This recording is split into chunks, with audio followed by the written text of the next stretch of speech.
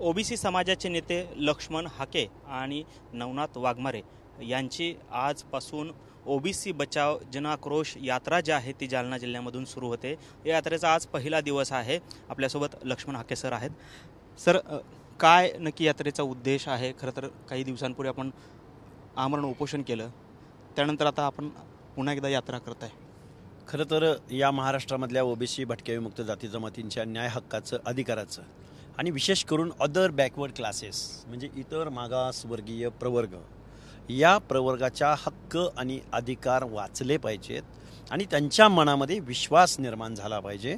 आणि कधी नव्हे तो त्यांच्या मनामध्ये जी एक नैराश्याची भावना आहे, जी एक नाराजीची भावना आहे की आपले नेते डावलले जात आहेत, त्यांना पराभूत केलं जातं ठरवून, किंवा आमचं आरक्षण चॅलेंज होतं आहे, किंवा आम्हाला बोगस कुणबीच्या नोंदीकरणाद्वारे आमच्या आरक्षणाची चौकट मोडण्याचा प्रयत्न, जर प्रत्येक क्षेत्रामध्ये त्यांच्या लोकसंख्येच्या 4 पट प्रतिनिधित्व असणाऱ्या मराठा समाज जर आमच्या ओबीसीमध्ये आला तर आमच्या आरक्षणाचं काय होणार, किंवा आमच्या पुढच्या पिढ्यांचं काय होणार, या ओबीसींच्या मनामध्ये आक्रोश आहे, वेदना आहेत, यातना आहेत। पण लोकनियुक्त मायबाप सरकार मात्र या ओबीसींच्या हक्कांकडे, अधिकारांकडे दुर्लक्ष करतंय असा आमचा आरोप आहे। आणि त्या वेदनेमधूनच आम्ही हे आत्ता जन आक्रोश यात्रा, ओबीसींची आरक्षणाच्या बचावासंदर्भातली जन आक्रोश यात्रा आज आम्ही सुरुवात केलेली आहे। मनोज जरांगे पाटलांनी सकाळी असं म्हटलेलं आहे की छगन भुजबळ हे जाणीवपूर्वक दंगली घडवण्यासाठी ह्या नेत्यांना, म्हणजे विशेषतः लक्ष्मण हाके असतील किंवा नवनाथ वाघमारे असतील, यांना इथे आंदोलन करायला लावतात, यात्रा काढायला लावता आहेत।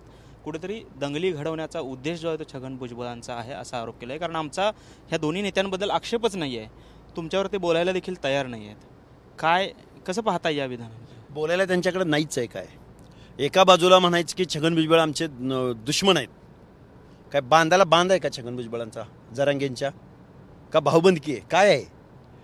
जे छगनरावजी भुजबळ या महाराष्ट्रातल्या शेकडो जातींचा, 400-450 जाती उपजातीसह जाती आहेत या महाराष्ट्राच्या ओबीसी भटक्या विमुक्त जाती जमातीमध्ये, यांचं आरक्षण टिकलं पाहिजे अशी ठाम भूमिका पक्षाच्या पलीकडे जाऊन, मंत्रिपदाच्या पलीकडे जाऊन जर त्यांनी घेतली असेल तर त्यांना तुम्ही दुश्मन म्हणणार। आणि ओबीसी बांधव आमचा भाऊ, अरे त्या ओबीसीचं हक्क, अधिकार, त्याचं जे झोपडं आहे, जो ओबीसी प्रवर्ग आहे, क्लास आहे, त्या क्लासमध्ये तुमचा हा उंट घेऊन चाललाय तुम्ही, ते पाल टिकल का ओबीसींचं? आणि मग तो ओबीसी बांधव तुमचा भाऊ कसा? त्याच्या हक्क अधिकारावरती, त्याच्या आरक्षणावर डल्ला तुम्हाला पाहिजे, त्याचं ताट तुम्हाला हिरावून घ्यायचं आहे, आणि तो भाऊ तुमचा कसा होऊ शकतो? जरांगे पाटील हे जरांगे म्हणजे हे आरक्षणाचं कवडीचंही ज्ञान नसणारा हा माणूस आहे। आणि त्या माणसाचं आंदोलन तुम्ही बघताय, शिवराळ भाषा, लोकांना टार्गेट करून बोलणं, लोकनियुक्त सरकारला बोलणं, असा कुठं आंदोलनाचा नेता असू शकतो का? महाराष्ट्रामधल्या सगळ्या बांधवांना माझी विनंती आहे की सावध, नाहीतर तुम्हाला सुद्धा तोंड काळं करायची वेळ येईल। जे समर्थन करतायत ना या जरांगेंना, त्या सगळ्या लोकांना माझा मराठा बांधव, सुशिक्षित तरुण, जो MPSC देतोय, जो शिक्षण नोकऱ्यामध्ये ॲडमिशन घेतोय, ती सगळी लोक या जरांगे नावाच्या माणसाला एक दिवस निश्चित याचा जाब विचारतील।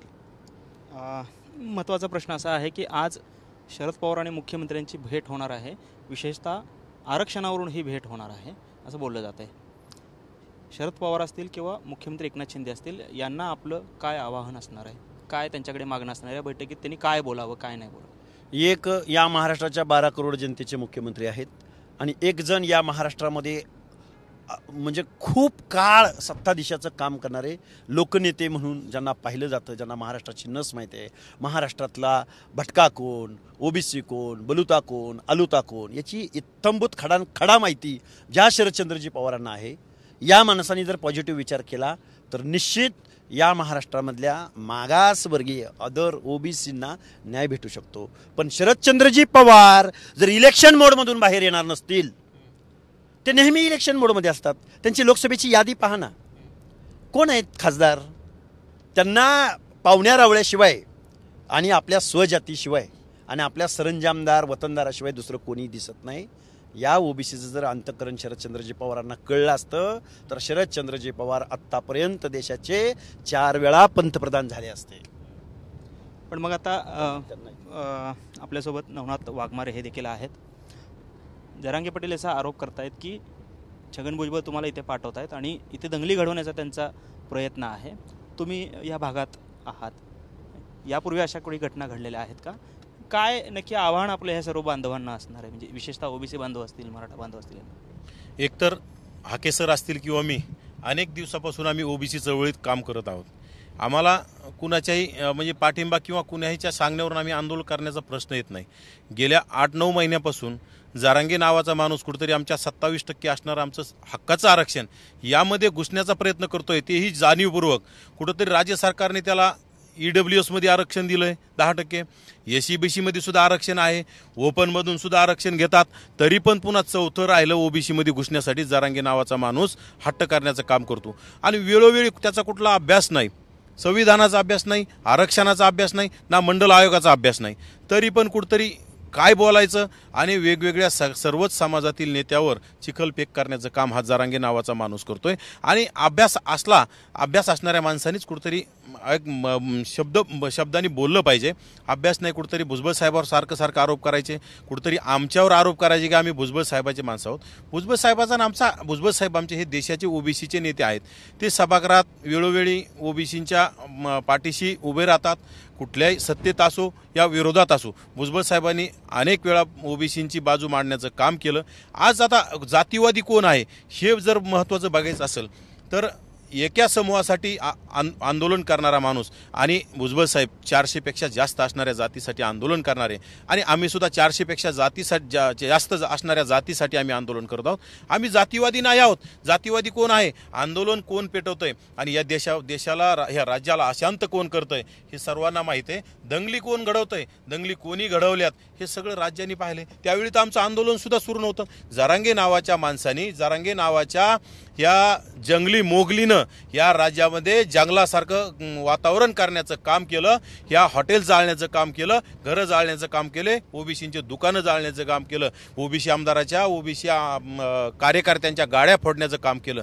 त्यावेळेस याला राज्य सरकार असं जे आमच्यावर आरोप करणाऱ्यांना दिसत नव्हतं की अशांत कोण करतंय.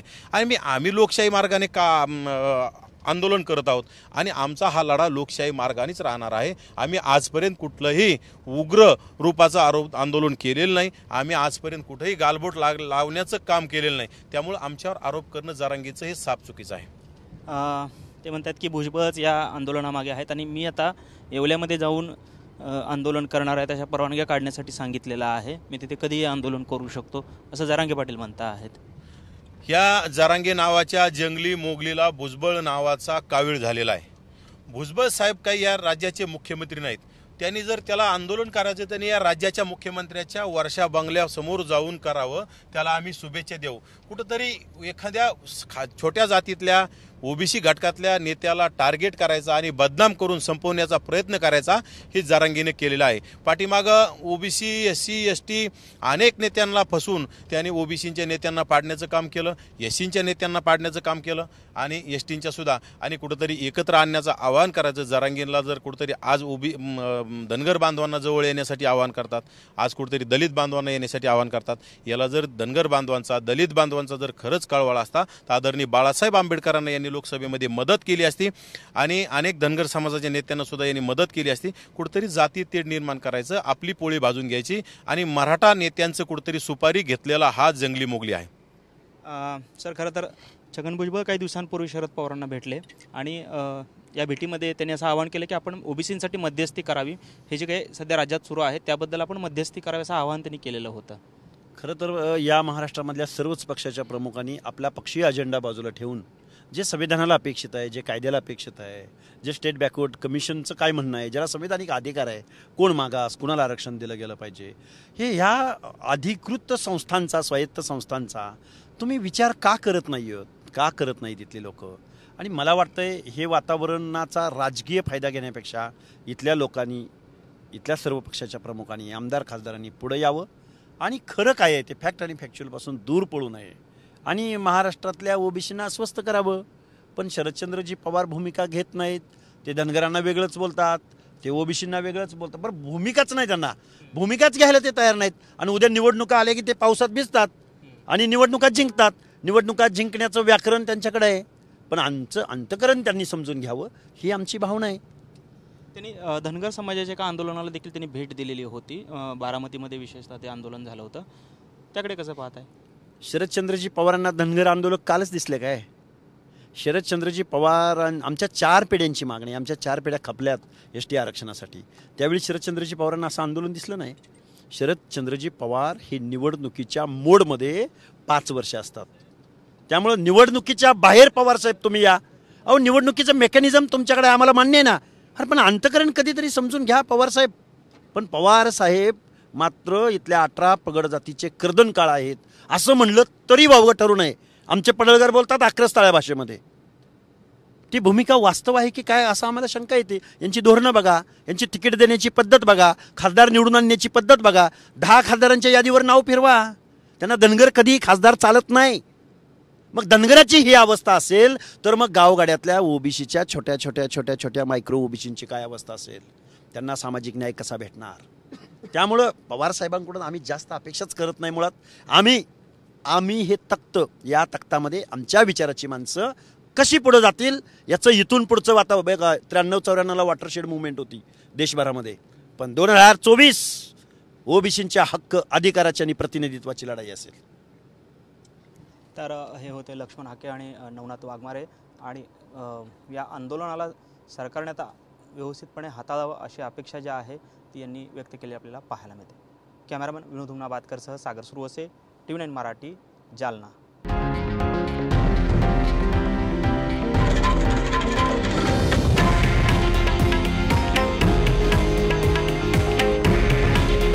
हे आहे देशातील नंबर 1 न्यूज नेटवर्क आणि आपण पाहत आहात TV9 मराठी. काळजी तुमची, हित महाराष्ट्राचं.